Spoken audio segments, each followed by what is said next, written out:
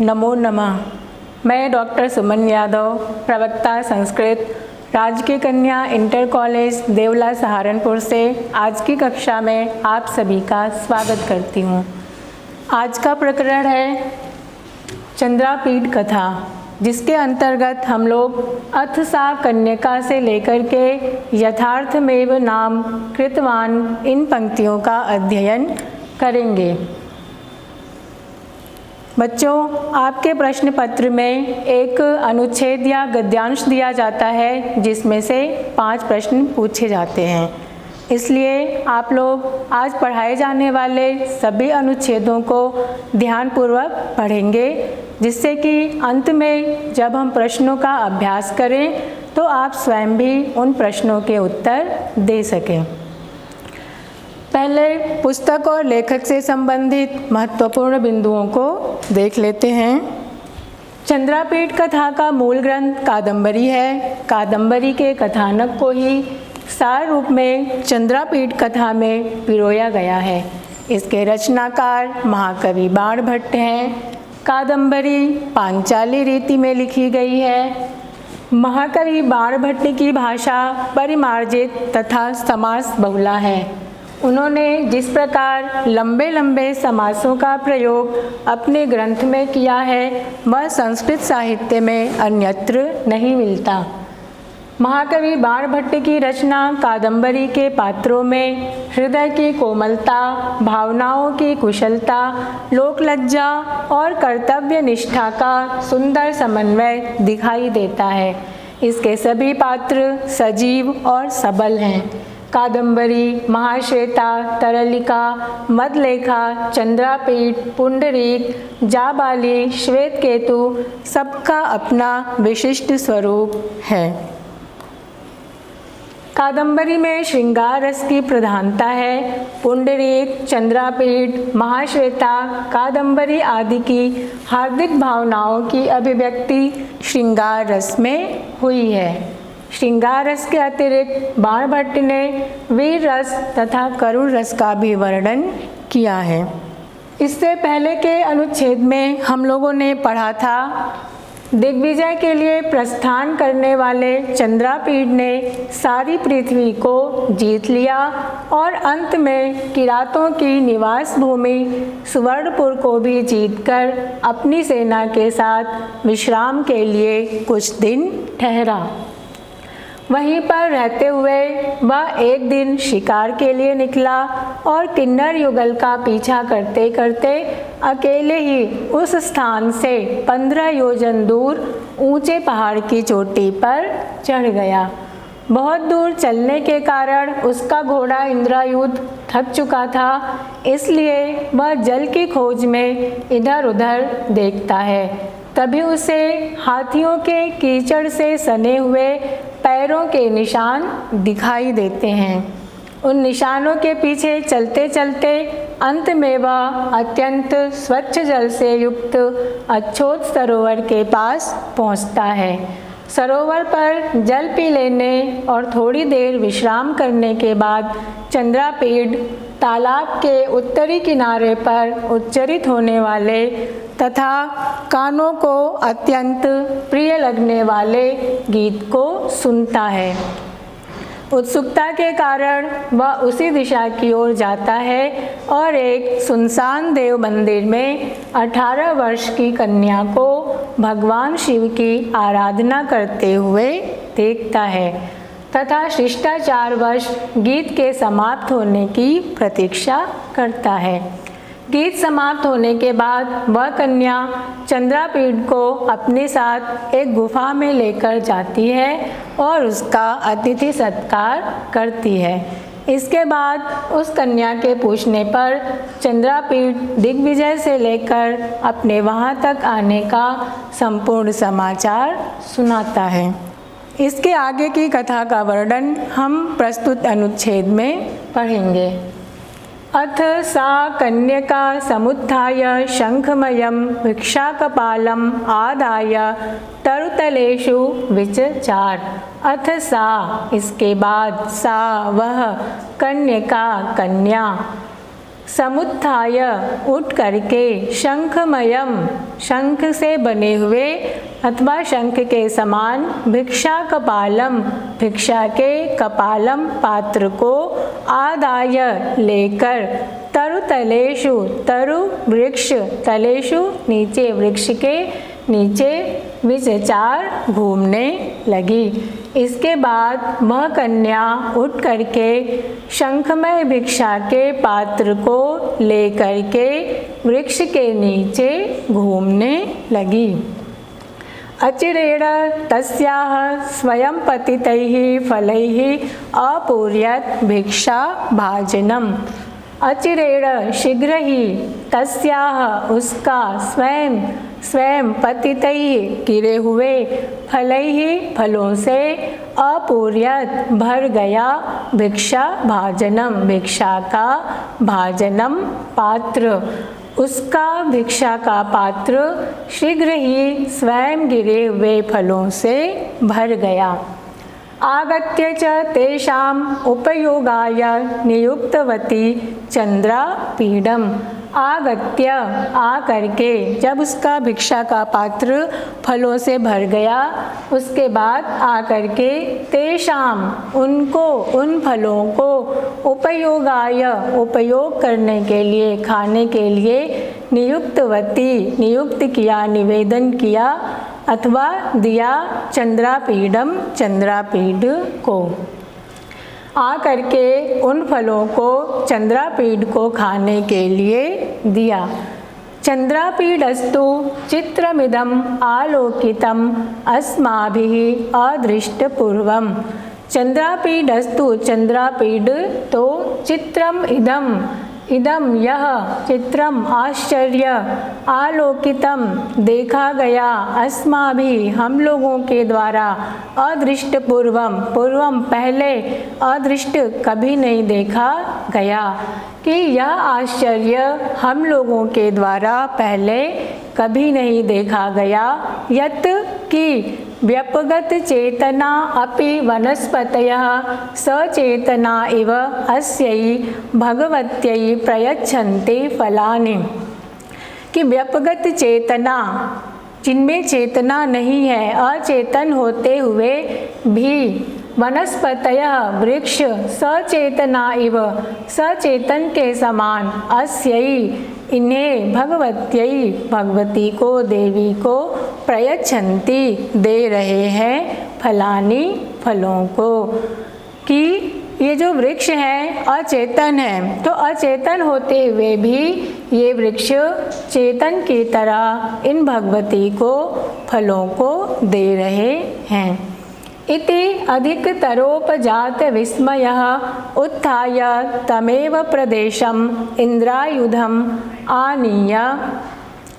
इति इस प्रकार अधिकतरोपजात विस्मय अधिकतर उपजात और अधिक उपजात उत्पन्न हुए विस्मय आश्चर्य और अधिक आश्चर्यचकित हो करके उत्थाय उठ करके तमेव प्रदेशम उसी प्रदेश में उसी स्थान पर इंद्रायुधम इंद्रायुध को जो उसका घोड़ा था इंद्रायुध उसको आनीय ला करके और अधिक आश्चर्यचकित होकर उठ करके उसी स्थान पर इंद्रायुध को लाकर व्यपनीत पर्यारम उसकी जीन को उतार करके घोड़े की पीठ पर जो जीन बंधी हुई थी उसे उतार करके नाति दूरे न अति दूरे बहुत अधिक दूर न नहीं अर्थात समीप में ही संयम्य बांधकर समीप में ही घोड़े को बांधकर निर्झर जल निर्वर्तित स्नान विधि निर्झर जल झरने के जल से स्नान विधि स्नान की विधि क्रिया को निर्वर्तित पूरा करके झरने के जल से स्नान की क्रिया को पूरा करके अर्थात झरने के जल से स्नान करके तान्यमृत रस स्वादुन्युपभुज्य फलानि तान्यमृत तानि अमृत रस स्वादुनि उपभुज्य तानि उन अमृत रस जैसे स्वादिष्ट फलानि फलों का उपभुज्य उपभोग करके, उन अमृत रस जैसे स्वादिष्ट फलों को खा करके, पीत्वा च पी करके, तुषार शिशिरम प्रस्रवण जलम झरने के, तुषार शिशिरम शीतल जल को पी करके, पीत्वा पी करके, और उपस्पृश्य हाथ मुँह धो करके, एकांत में, तावत अवतस्थे तब तक बैठ गया। घोड़े की जीन को उतार करके और झरने के जल से स्नान करके और अमृत रस जैसे स्वादिष्ट फलों का उपभोग करके, उन्हें खा करके और झरने के शीतल जल को पी करके, हाथ मुँह धो करके एक स्थान पर चंद्रापीठ बैठ गया। अथ च निर्वर्तित संध्योचिताचारां परिसमापिताहारां शिलातले विस्रब्धम उपविष्टां तां कन्यकां सप्रश्रयम् उपसृत्य नातिदूरे समुपविश्य अवादीत। अथ इसके बाद निर्वर्तित संध्योचिताचारां, निर्वर्तित संध्योचित आचारां क्रियाओं को, संध्योचित संध्याकालीन उचित क्रियाओं को निर्वर्तित पूरा कर लेने पर, संध्याकालीन जो भी क्रियाएं की जाती हैं उन्हें पूरा कर लेने पर, और परिसमापित आहाराम, परिसमापित आहाराम भोजन को परिसमापित समाप्त कर लेने पर, अर्थात भोजन कर लेने के बाद शिलातल पर विस्रब्धम शांत हो करके, निश्चिंत हो करके, उपविष्टाम बैठी हुई, ताम कन्यकाम उस कन्या के, सब प्रश्रयम आदर पूर्वक, उपसृत्य पास जाकर। जब उस कन्या ने संध्याकालीन सभी क्रियाओं को पूरा कर लिया और भोजन कर लिया, और जब वह शिलातल पर बैठी हुई थी शांत होकर के, तब उस कन्या के पास विनय पूर्वक आदर पूर्वक जा करके, नाति दूरे समुपविश्य, न अति दूरे बहुत अधिक दूर नहीं, अर्थात पास में ही समुपविश्य बैठ करके अवादित बोला। भगवती भवद्दर्शनात् प्रभृति मम महतम कौतुकम अस्मिन् विषये। देवी भवद्दर्शनात् आपके दर्शन से, प्रभृति लेकर, आपके दर्शन से लेकर, मम मुझे, महतम महती बहुत बड़ी, कौतुकम उत्सुकता है, अस्मिन् विषये इस विषय में। जब से मैं आपसे मिला हूँ, जब से मैंने आपको देखा है, तभी से मेरे मन में इस विषय में उत्सुकता है, कौतूहल है कि कतरत मरुताम ऋषिणाम गंधर्वाणाम अप्सरसाम वाकुलम अनुगृहीतम भगवत्या जन्मना, कि किस मरुताम देवता के, ऋषिणाम ऋषि के, गंधर्वाणाम गंधर्व के, अप्सरसाम वाकुलम अथवा अप्सरा के कुल को, अनुगृहीतम अनुगृहित किया गया है, भगवत्या भगवती के, जन्मना जन्म के द्वारा, कि किस देवता के, ऋषि के, गंधर्व के अथवा अप्सरा के कुल को अनुगृहित किया गया है आपके जन्म के द्वारा। अर्थात शिष्टाचार दिखाते हुए चंद्रापीठ पूछता है कि आपने किस कुल में जन्म लिया है, आपका जन्म किस कुल में हुआ है। किमर्थम वास्मिन् कुसुम सुकुमारे नवे वयसी व्रत ग्रहणम, किमर्थम किस लिए, वा अथवा किस लिए, अस्मिन् इस कुसुम सुकुमारे फूल जैसे, सुकुमारे कोमल, नवे वयसी इस नई वयसी अवस्था में, इस युवावस्था में, व्रत ग्रहणम आपने इस व्रत को ग्रहण किया है। आपने किस लिए इस फूल जैसे कोमल युवावस्था में इस व्रत को ग्रहण किया है। किम निमित्तम वा वनम अमानुषम एकाकिनी अधिवससि, किम निमित्तम वा अथवा किस निमित्त से, किस कारण से, वनम वन में, अमानुषम मनुष्य रहित इस निर्जन वन में एकाकिनी अकेले ही अधिवससी निवास कर रही हैं। किस कारण से इस निर्जन वन में अकेले ही निवास कर रही हैं? क्वेदम वयः क्वेयम इंद्रियाणाम उपशांति क्व इदम वयः क्व कहाँ इदम यह वयः अवस्था कहाँ तो आपकी यह अवस्था यह आयु और क्वेयम इंद्रियाणाम क्व इयम क्व कहाँ इयम यह इंद्रियाणाम इंद्रियों की उपशांति कहाँ तो आपकी यह अवस्था यह आयु और कहाँ पर आपकी इंद्रियों की यह उपशांति अद्भुतमिव में प्रतिभाति में मुझे अद्भुत इव अद्भुत के समान सब कुछ मुझे ये अद्भुत प्रतिभाति लग रहा है, मुझे यह सब कुछ अद्भुत लग रहा है। तत् यदि नाति खेद कर्मिव ततः कथनेन आत्मानम अनुगृह्यमाणम इच्छामि। तत् यदि यदि नाति खेद कर्मिव न अति खेदकरम इव अगर यदि बहुत अधिक खेदकर न हो बहुत अधिक कष्टकर न हो ततः तो कथनेन कथन के द्वारा आपके कथन के द्वारा आत्मानम अपने आप को अनुगृह्यमाणम अनुग्रहित करना इच्छामि चाहता हूँ। अगर बहुत अधिक कष्ट करना हो तो आपके कथन के द्वारा अपने आप को अनुग्रहित करना चाहता हूँ। अर्थात यदि बहुत अधिक कष्ट करना हो तो आप मुझे अपने बारे में बताएं, मैं आपके विषय में सुनना चाहता हूँ। आवेदयतु भवती सर्वम इति आवेदयतु बताए भवती आप सर्वम सब कुछ आप सब कुछ बताएं। एवं अभिहिता सा किमप्यन्तः ध्यायन्ति दीर्घम उष्णम च निःश्वस्य प्रत्यवादीत। एवं इस प्रकार अभिहिता कही गई सा वह कन्या किमप्यन्तः किमपि अंतः कुछ अंतः अपने भीतर ही अपने मन में ही ध्यायन्ति सोचती हुई।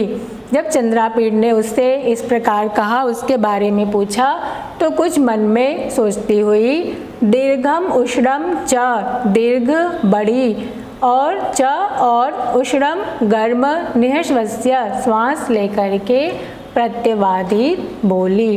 राजपुत्र किमनेन मम मंदभाग्यायाः जन्मनः प्रभृति वृत्तान्तेन श्रुतेन। किम अनेन इससे क्या मम मेरे मुझ मंदभाग्यायाः जिसका भाग्य मंद है जिसका भाग्य अच्छा नहीं है तो मुझ अभागन के जन्मना प्रवृत्ति जन्म से लेकर के अब तक के वृत्तांतेन वृत्तांत को समाचार को श्रुतेन सुनने से क्या कि मुझ अभाग्नि के जन्म से लेकर के अब तक के समाचार को सुनने से क्या लाभ। तथापि यदि महत् कुतूहलम तत्कथयामि श्रूयताम। तथापि फिर भी यदि महत् कुतूहलम महत् बहुत अधिक कुतूहलम उत्सुकता है तो तत्कथयामि तो कहती हूँ श्रूयताम सुनिए। एतत् प्रायेण भवतः श्रुति विषयम आपतितमेव। एतत् यह तो प्रायेण प्रायः भवतः आपके श्रुति विषयम श्रुति के विषय में श्रुति अर्थात कानों के विषय में अर्थात सुनने में आपतितमेव आपतित पड़ा ही होगा आया ही होगा ऐसा तो प्रायः आपके सुनने में आया ही होगा कि यथा दक्षस्य प्रजापतेः अतिप्रभूतानां कन्यकानां मध्ये द्वे सुते मुनिः अरिष्टा च बभूवतुः। कि दक्षस्य प्रजापतेः दक्ष प्रजापति के अतिप्रभूतानां बहुत अधिक कन्यकानां कन्याओं के मध्य बीच में द्वे सुते दो पुत्रियां मुनि अरिष्टा च मुनि और अरिष्टा बभूवतुः हुई। दक्ष की प्रजापति के बहुत अधिक कन्याओं के बीच में 2 पुत्रियां हुई, मुनि और अरिष्टा। तत्र अरिष्टायाः पुत्र हंसो नाम गंधर्व राजः सोममयूख संभवात् अप्सरः कुलात् समुद्भूतां हिमकर किरणावदात वरडां गौरी नाम कन्यकां प्रणयिनीम् अकरोत्। तत्र उनमें अरिष्टा के पुत्र हंसो नाम गंधर्व राजा, हंस नाम के गंधर्व राज ने सोम मयूख संभवात, सोम चंद्रमा, मयूख किरण, संभवात उत्पन्न, चंद्रमा की किरणों से उत्पन्न, अप्सरा कुलात, अप्सरा के कुल में, समुद्भूताम उत्पन्न, हिमकर किरणावदात वरणाम, हिमकर किरण अवदात वरणाम, हिमकर चंद्रमा, किरण चंद्रमा की किरणों के समान, अवदात श्वेत, वरणाम वर्ण वाली, रंग वाली, गौरी नाम कन्यकाम, गौरी नाम की कन्या को प्रणयिनीम अपनी पत्नी अकरोत किया। उनमें से अरिष्टा के पुत्र हंस नाम के गंधर्वराज ने चंद्रमा की किरणों से उत्पन्न, अप्सरा के कुल में उत्पन्न, चंद्रमा की किरणों के समान श्वेत वर्ण वाली गौरी नाम की कन्या से विवाह किया। तयोरहम ईदृशी विगत लक्षणा दुख सहस्र भाजनम एकेव सुता समुत्पन्ना। तयोरहम, तयोह अहम, उन दोनों के, अहम मैं, ईदृशी इस प्रकार की, विगत लक्षणा सभी लक्षणों से हीन, सभी शुभ लक्षणों से हीन, दुख सहस्र भाजनम, सहस्र हजारों दुख, दुखों की, भाजनम पात्र, जिसके जीवन में केवल दुख ही दुख है, एक एव सुता, एक ही सुता पुत्री, समुत्पन्ना उत्पन्न हुई। उन दोनों के इस प्रकार की शुभ लक्षणों से हीन और हजारों दुखों की पात्र एक ही पुत्री उत्पन्न हुई। तातस्तु में अनपत्यतया सुतजन्मातिरिक्तेन महोत्सवेन मज्जन्म अभिनंदितवान। तातस्तु में, तात में मेरे, मेरे पिता तो, अनपत्यतया अपत्य संतान, अनपत्य संतान न होना, तो अनपत्यतया संतान न होने के कारण, कोई और संतान न होने के कारण, सुत जन्मातिरिक्तेन, सुत पुत्र के जन्म से भी अतिरिक्त बढ़ करके, पुत्र के जन्म से भी बढ़ करके, महोत्सवेना उत्सव के द्वारा, महोत्सव के द्वारा, मत जन्म मेरे जन्म का अभिनंदित वान, अभिनंदन किया, स्वागत किया। मेरे पिता के कोई संतान नहीं थी, इसलिए उन्होंने मेरे जन्म पर पुत्र जन्म से भी अधिक महोत्सव करके मेरे जन्म का स्वागत किया। प्राप्ते च दशमे हनि महाश्वेता इति यथार्थमेव नाम कृतवान। प्राप्ते च दशमे हनि, 10वां अहनि दिन प्राप्ते आने पर, 10वें दिन, महाश्वेता इति इस प्रकार, यथार्थमेव नाम यथार्थ ही नाम कृतवान किया। अर्थात 10वें दिन आने पर मेरी विशेषता के अनुसार मेरा नाम महाश्वेता रखा। एक बार संपूर्ण अनुच्छेद के सार को देख लेते हैं। चंद्रापीड़ के मुख से संपूर्ण समाचार सुनने के बाद वह कन्या उठती है और भिक्षा पात्र लेकर वृक्षों के नीचे घूमती है। शीघ्र ही उसका भिक्षा पात्र अपने आप गिरे हुए फलों से भर जाता है, जिसे देखकर चंद्रापीड़ अत्यंत आश्चर्यचकित होता है। उस कन्या के द्वारा दिए गए अमृत रस जैसे फलों का भोजन करके और झरने का शीतल जल पीने के बाद चंद्रापीड़ अत्यंत ही विनम्रता के साथ उस कन्या के समीप बैठकर उसके जीवन के विषय में पूछता है। उसके द्वारा पूछे जाने पर वह कन्या अपने बारे में बताते हुए कहती है कि प्रजापति दक्ष की 2 पुत्रियां थीं, मुनि और अरिष्टा। उनमें से अरिष्टा के पुत्र हुए राजा हंस। उन्होंने गौरी नाम की कन्या से विवाह किया। उन दोनों के केवल मैं ही एक संतान हुई।